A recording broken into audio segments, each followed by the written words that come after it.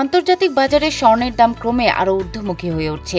আজ স্পট মার্কেটে মূল্যবান ধাতুটির দাম প্রথমবারের মতো $4,300 ছাড়িয়েছে। এছাড়া সপ্তাহ জুড়ে স্বর্ণের মূল্য বেড়েছে প্রায় 8.6%, যা গত 17 বছরের মধ্যে সর্বোচ্চ সাপ্তাহিক দর বৃদ্ধি। স্পট মার্কেটে প্রতিবেদন লেখা পর্যন্ত প্রতি আউন্স স্বর্ণের দাম ছিল $4,359.31, যা আগের দিনের তুলনায় 0.8% বেশি। আজ লেনদেনের এক পর্যায়ে মূল্যবান ধাতুটির দাম আউন্স প্রতি সর্বোচ্চ $4,378.69 পৌঁছে। এছাড়া এ সময় ডিসেম্বরে সরবরাহের চুক্তিতে ফিউচার মার্কেটে প্রতি আউন্স স্বর্ণের দাম 1.6% বেড়ে $4,372.10 লেনদেন হয়।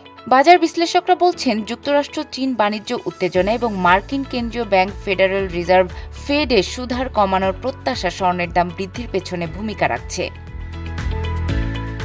বিনিয়োগকারীদের ধারণা, 29 থেকে 30 অক্টোবরের বৈঠকে ফেডারেল রিজার্ভ 25 বেসিস পয়েন্ট হারে সুদহার কমাতে পারে। এছাড়া ডিসেম্বরে আরেকবার সুদহার কমানোর সম্ভাবনা আছে। রূপার বাজারেও আজ ঊর্ধ্বমুখিতা বজায় রয়েছে। স্পট মার্কেটে ধাতুটির দাম 0.1% বেড়ে আউন্স প্রতি $54.26 দাঁড়িয়েছে। সপ্তাহ জুড়ে রূপার বাজার দর বেড়েছে প্রায় 8%।